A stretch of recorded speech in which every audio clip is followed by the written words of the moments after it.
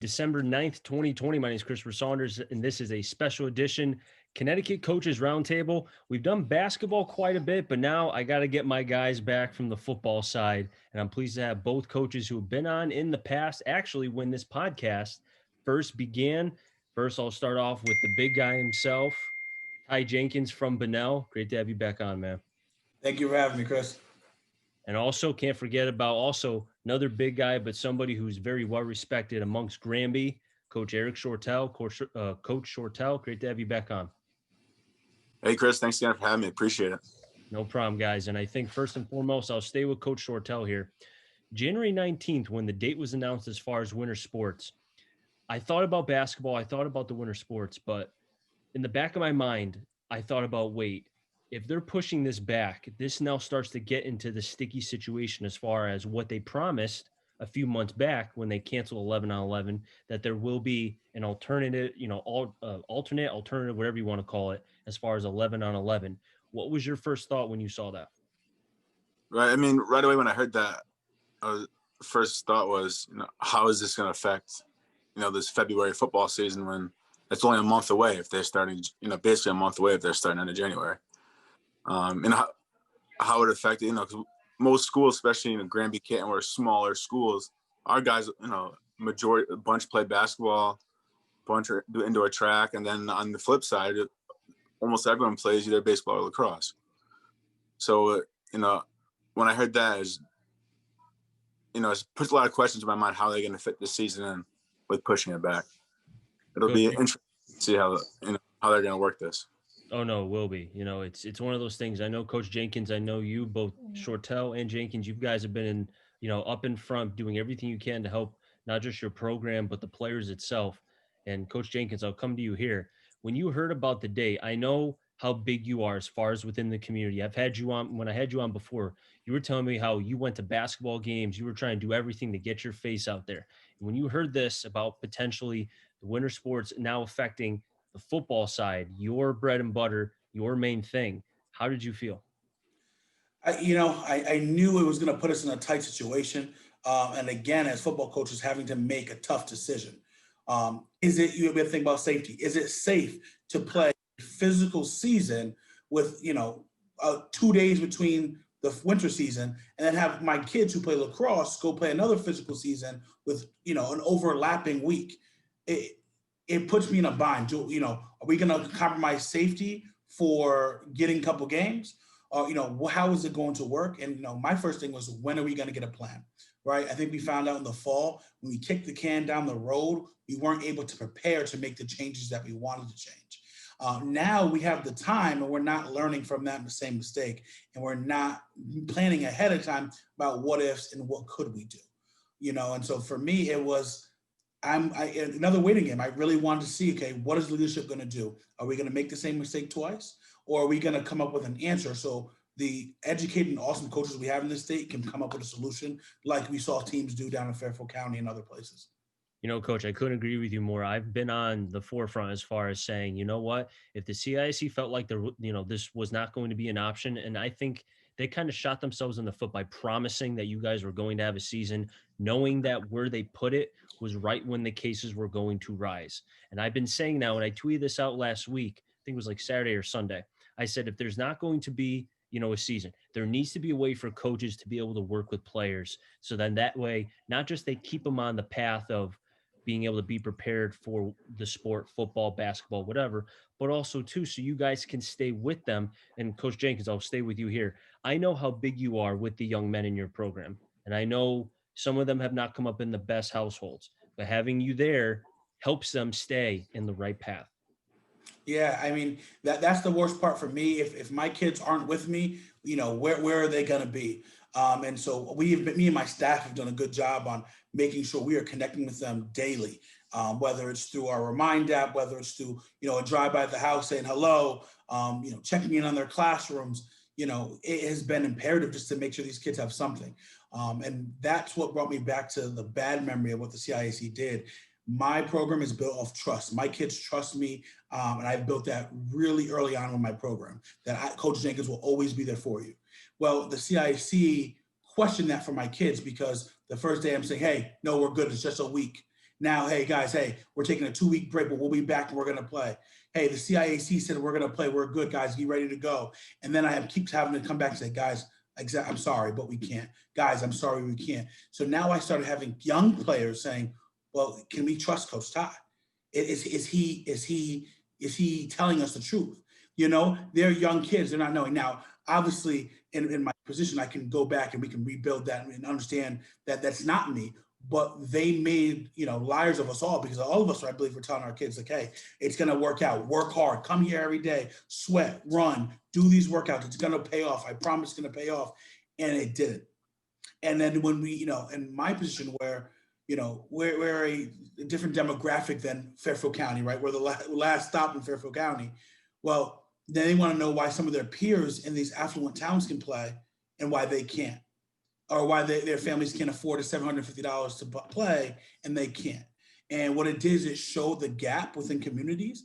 And I don't think that's right. Football is a place where we go and everything's equal. It doesn't matter how you were brought up. It doesn't matter, how much money you have. When we're between those lines, all things are equal, right? It's if you work hard, you practice hard, you hit the weight room. When you go on that field, you're equal. The helmet's the same, pads are the same, those lines are the same. And what happened was money became a factor. And that is not good for students or players who are in these towns or grown up in areas where that couldn't happen. Because if I was in high school, I couldn't afford to do that either where I grew up. And so I thought it brought a negative light on Connecticut football that wasn't there. Coach Shortell, same question, because I think, looking at your program, and both your programs, very well regarded, a lot of great things going on. I know with your side, you have kind of like what Bunnell has, where you have multiple athletes. You and I have gone back and forth about how your players play multiple sports. And also, too, you were telling them the same thing about, hey, there's a shot, and then having to tell them, guys, actually, there isn't a shot. Right. I mean, like Coach said, I mean, he hit the nail on the head. The kids trust you. If you tell them to jump, they're going to jump for you. And that's, you build that trust when you build your program. And then, day in, day out, the kids expect an answer and they're going to listen to you. But then, every week you have practice, we're doing this workout, we're installing X, Y, and Z. We're doing this. We're going to keep our distance. You're going to wear your mask. We're going to check your temperatures, do all this. And we're going to be playing in, say, 3 weeks. And then, every other week it changes. So it's just beyond frustrating because it makes you look bad. And, you're trying to be a leader. The kids look up to you. And when the CIC sort of pulls this away from you, that puts a big damper on, your coaching skills, your coaching style. And overall, that really hurts your program. And to me, that was just beyond frustrating. I think every coach in the state felt the same way. We just needed an answer. And I think most coaches, we all adapted. We did exactly what we were supposed to still try to have a season and do what we can. But, like that can kept getting kicked farther and farther down the road. And who knows how much farther it's going to be getting kicked. It's just very frustrating.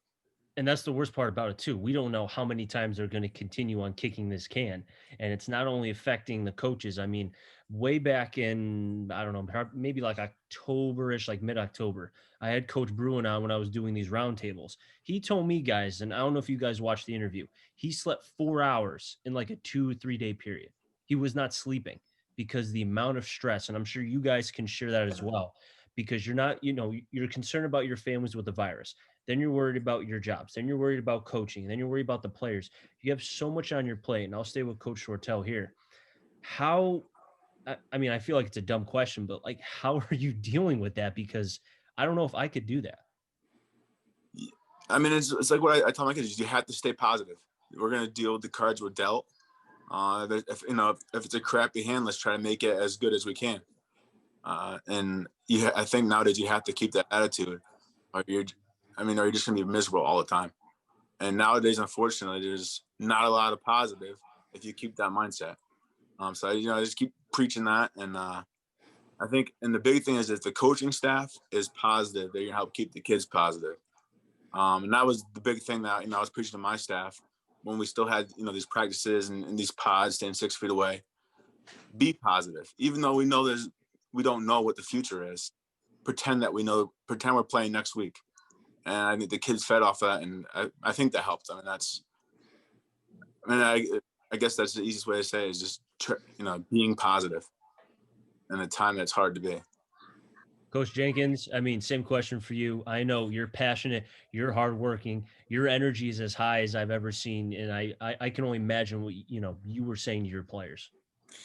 Yeah, our motto it's always going to be the same, right? Brick by brick, and keep building. And so, what I challenge every day we start a practice, before we get in our flex lines, I say, why are you here, right? Either you love it or you don't. If you're here because you love it, I'm here because as all that's going wrong in the world right now, between these lines, I'm safe. The same way I was in high school, same way I was in college. This is our sanctuary. They can't take away when we're here, right? I used to tell them, guys, I don't want to look at my phone because we might not have practice tomorrow, right? So right now, I tell my coaches, our phones are away in the pockets. Let's get ready to work because we don't want to look at what the news is on the way out. We have to focus with right now. Be where your feet are. That's what we talk about a lot. Don't just come to practice and go through the motions, because today might be the last time you get to practice. And I think they started feeding off that. I was more than happy with my program. The fact that we were going 5 days a week for 7-on-7. We were doing everything that we needed to do, and I never missed a kid. They loved it. They wanted to do it. When our 7-on-7 season ended on November 7th, we were going to practice until November 21st.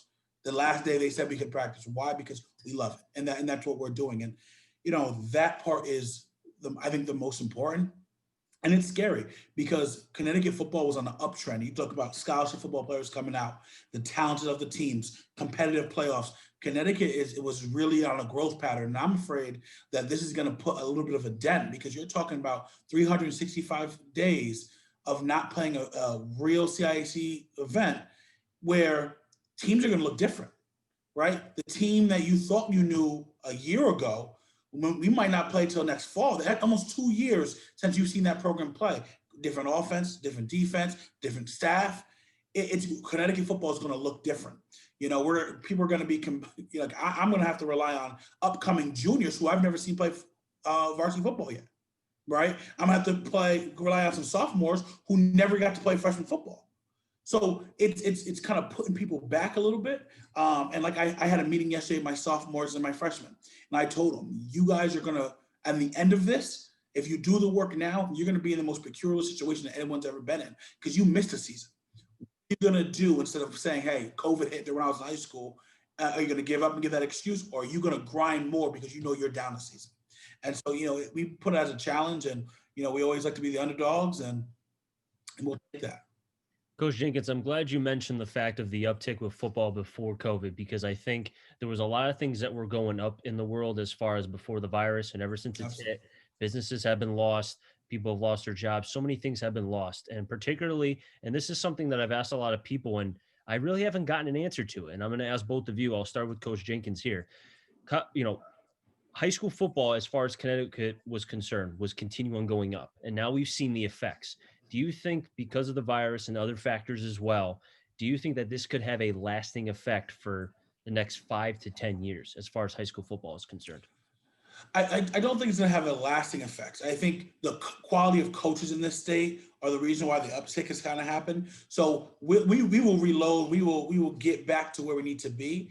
I think it's just going to be this next 2 seasons of just, we're going to be on our A game and kind of teach fundamentals that were lost during that developmental year. Sophomore year is super important, and some of those guys who lost their sophomore year are going to have to be now junior starters. So I think it's going to be a short window of just some issues. I don't think long-term. I think the quality of coaches that we have in the state and the competitiveness is too high.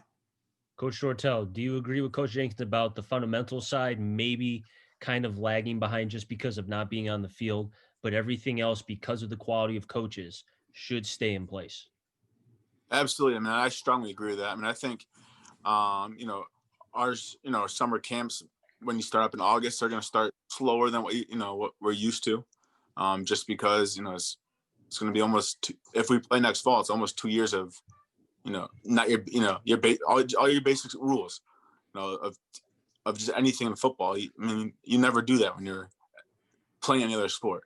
So I think that's definitely might slow up camp, but I think eventually everyone get right back on and keep grinding. But yeah, exactly what Coach said. I mean, I strongly agree with what he said. Guys, and I've thrown this out to Coach Shortell. Coach Jenkins, I'm going to throw it out to you in a second. I'll stay with Coach Shortell here. I've kind of looked at the worst case. All right, if there's not going to be 11 on 11, then what is the best way to be able to allow the coaches at the high school side for football to work with their players, both socially distance before the vaccine, and then when the vaccine is supposed to happen in June and July for people over 18, under 18, and so on? Because I've kind of really delved into this, and it took me a long time to kind of write down all this stuff. But again, Coach Shortell, do you think there's a way to be able for the CIAC to kind of find a way to allow you guys to work with your players once or twice a week, or 2 times a week per month, to be able to work on those fundamentals? I mean, I think there's a way, but also, I mean, for bigger schools, absolutely. I think, there's a way they can do it where, you can have a 2-hour session and still be productive and get things done. But it's more the smaller schools where, most of your guys play 2 or 3 sports. So, if it's spring for us, I mean, 90% of my team is playing lacrosse or baseball. And I don't want to hurt their lacrosse or baseball season by saying, let's come practice and screw up your spring season, by getting out of rhythm or anything like that. And so I think there could be a way, but I think a lot of the smaller schools, especially like in the Pequot Conference, it would be tough to do. Coach Jenkins, same question. You know what? I think what we need to do as a state is follow what Rhode Island just did and take away the restrictions over the summer, right? Let the seasons end. Allow us, coaches who do this, right? Majority of us are teachers. It's actually really hard to become a certified coach in Connecticut. You have coaches who are highly qualified. Allow us to work with guys over the summer and stop going to these, clinic directors and paying money when we can work with our kids. We don't need to get paid. We do hours and hours over the summer in the weight room sessions. Allow us to go out in the field, do 45 minutes instruction, and that is going to stop that lag that we're talking about. And then it's going to, again, continue the uptick of Connecticut football because, again, other states are already doing this, especially neighboring states. It kind of has puzzled me that the CIAC is so strict when it comes to not allowing certified coaches to be able to work with their players. I mean, I had a coach on about 2 weeks ago from New Canaan. He's the head coach, Coach Melzer. He coaches basketball. He told me he had a player come up to him last year and say, "Hey, I want to work on my mid-range, my three-point shot, and so on." And he said, "No, I can't work with you because we're not in season." And I think, I can only imagine what Coach Jenkins, Coach Shortell, if your quarterback came up to you and said, "Hey, I want to work on, some drills," or if your center said, "I want to work on my footwork." I mean, I'll stay with Coach Jenkins here. There has to be some leeway, and I think the CIAC should allow you guys to be able to work with your players in, well beyond the football season. Yeah, I can't agree more. I think it's a necessity. I think it's going to, stop injuries because we're going to be able to teach the fundamentals of tackling and hitting and blocking. I think those things are the most important things that you need to give. Those are the fundamentals of football, right? You got to be able to run, you got to be able to catch, you got to be able to hit, you got to be able to, block. And those are, if we have more time to work on those fundamental skills, we're going to create a safer game. We're going to create a faster game and a more high quality, game for colleges to come and recruit from. So there's no negative effect of it. I think it's kind of one of those things that we get caught, and I hate this term. We've always done it this way.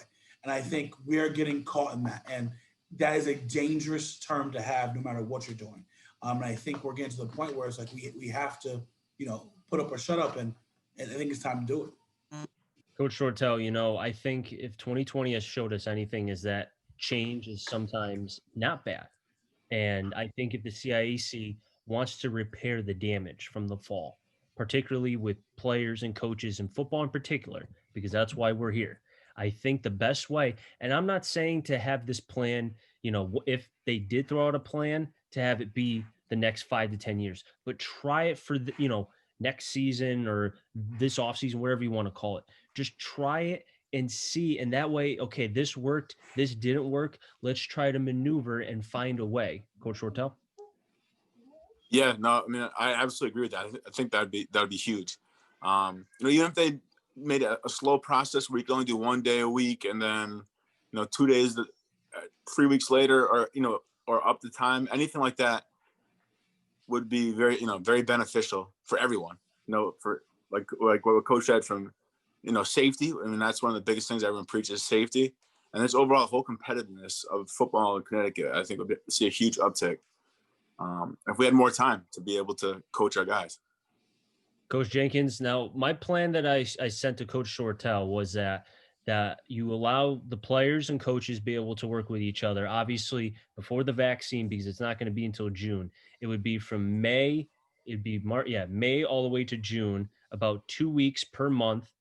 Be able to work on meetings, footwork, non-pads, but obviously still socially distanced. And then when the vaccine comes, you still stay socially distanced until you get that second shot. Then see if the vaccine worked. If it does, then you slowly start to get back into, what was normalcy before the virus. Thoughts? Yeah, I think anytime you talk about vaccines and waiting for that point, it is always going to be tough, right? Because you're counting that people are going to take it, and I'm, uh, we're in that position, and we know from my experience in the Black community, a lot of people right now are resisting the idea of vaccination, and rightfully so. If you look back at history on some, Tuskegee and some other places, like historically, it hasn't been something good, and so as a leader, one of 19 minority head coaches in the state of Connecticut, I try to be an advocate for stuff like that. So that plan sounds good, sounds good. I think it's a methodical. I think it gives you a good timeline, and it works in what the goal is trying to get hopefully these vaccines, get this, those who don't get vaccines, hopefully have herd immunity of those who've kind of had it and not been asymptomatic. And, we get to a point where we can play, that being the overarching goal, I think is overly important. And that's the one thing too that I know when I sent to the Coach Shortell, the two-way, three-way sport athlete was mentioned. Also the vaccine part. I mean, I'm not a doctor. I would never say you got to take the vaccine. It's a free country. If you don't want to take it, you don't have to take it. But I Right. think, like with anything, it's just a plan. It can be criticized. I'm not the smartest person ever, but hey, I'm throwing it out there. Find ways. I mean, it's better than nothing. I'll stay with Coach Jenkins here. Yeah, no, I absolutely. If you look at the model, a lot of other places do have. They say, hey, from this day to this day, you have 25 days. However you want to use them, you can use 25 days in a row. You can use 2 days a week for elongate it. I think when you allow coaches to be uh, put our own spin on things, we can make you know uh, the best scenarios out of little things. And I think coaches did that very well when they told us, hey, you guys can do virtual coaching. I've never seen programs do so much via computer ever. I haven't been so good on Zoom breakout rooms and putting my O line here, my D line there, and my coaches here. And, we really took it and ran because if you're going to give us an opportunity to get my kids better, I'm never going to not take it. And I think that's kind of what you're alluding to.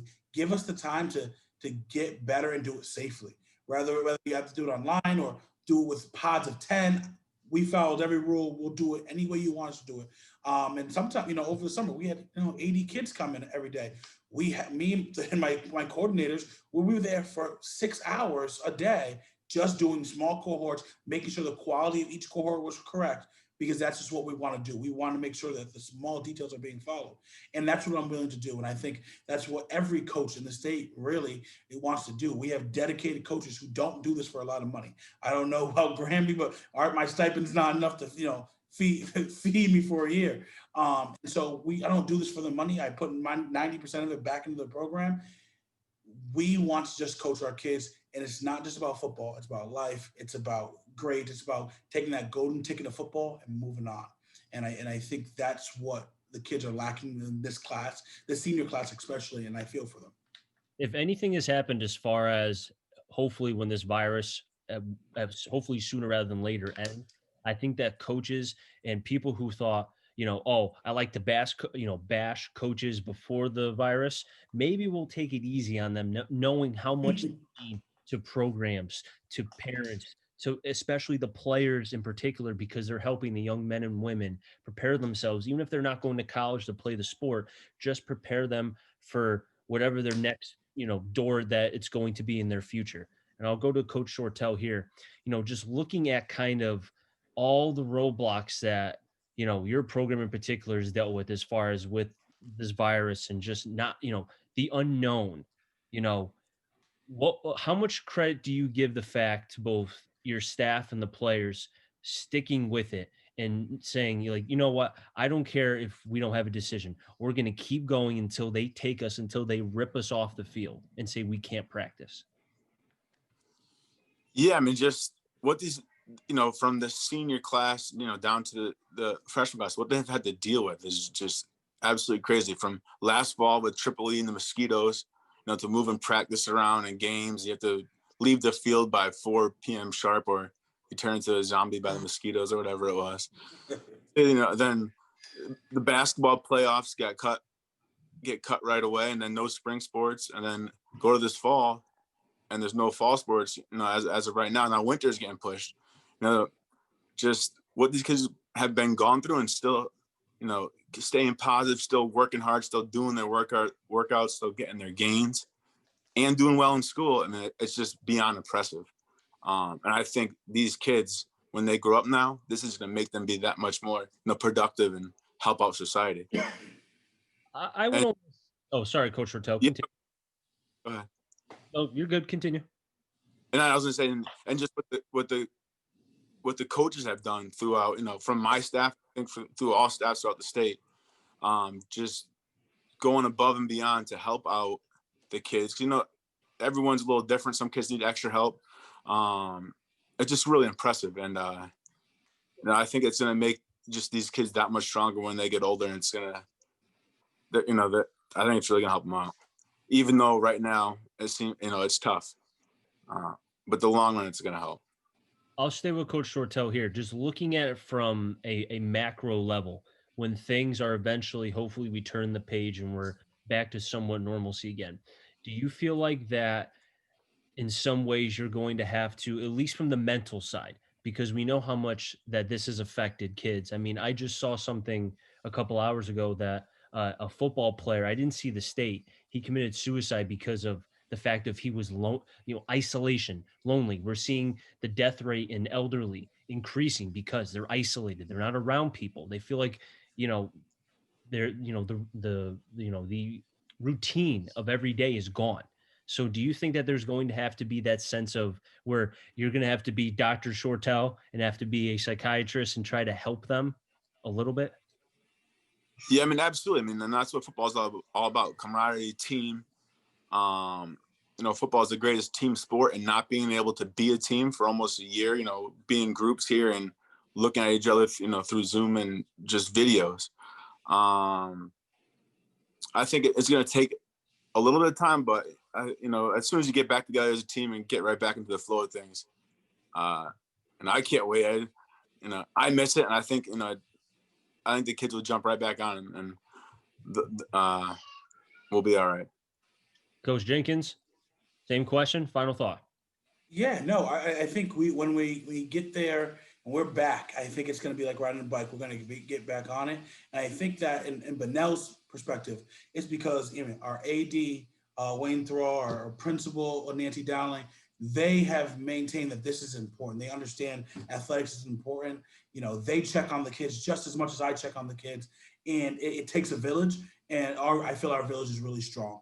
And I know a lot of people have asked me, like, hey, year one, you had a rocky start, and now year two didn't happen. So now you're going back to, your year three. It's really going to be year two that feels like year one. And I said, it is what it is.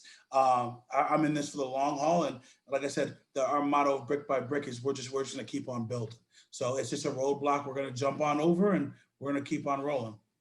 Guys, we've just about run out of time, but I really do appreciate you both, both of you coming on. It's great to be able to have, both of you, you were on in the past, you were great, aspiring, really love what you guys do with the programs for both Granby and Bunnell, and being able to have you guys back on and seeing kind of the second chapter of this.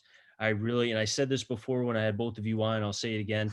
I think both Granby and Bunnell are extremely lucky to have both of you as the coaches, not just for the players, for the program, but also for the community. And I think that is particularly, you mentioned that, Coach Jenkins, about the village, having that strong sense and being able to have that sense of community. And I think both Granby and Bunnell, bright futures ahead. Coach Shortell, thank you so much for being able to come on. Hey, Chris, thank you. And, thanks again for all the kind words, and, what you're doing here with these podcasts, I think are fantastic. it's really showing, how good the state, is, and, how positive athletics can be and will be even during, pandemic and crazy times. But thank you. Anytime you need me, I'll be on. I love it. And the kids love it. I mean, what you've done and getting kids on there and coaches in every sport is honestly beautiful for our state, and it's huge. And I think you're starting to build a lot of attraction to your Twitter and your things, and it's doing nothing but helping us. And you're being an advocate for us, saying the things we wish we could say sometimes. We really appreciate it. And anytime you need something, let us know what we can do for you.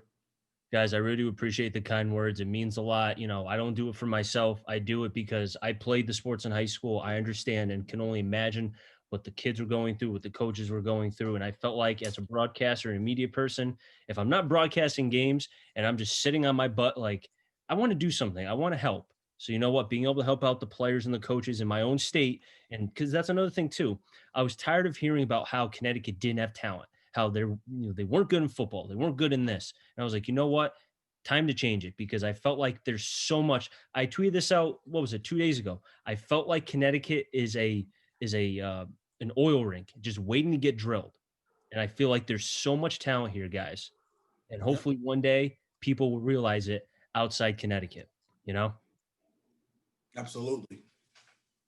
But like I said before, we're just about running out of time, but that'll wrap things up here in the Connecticut Sports Talent Show. So until next time, stay safe. And remember, CT stands for Connecticut Talent. And I'm on a journey to find them all. Have a good one, everybody, and be well.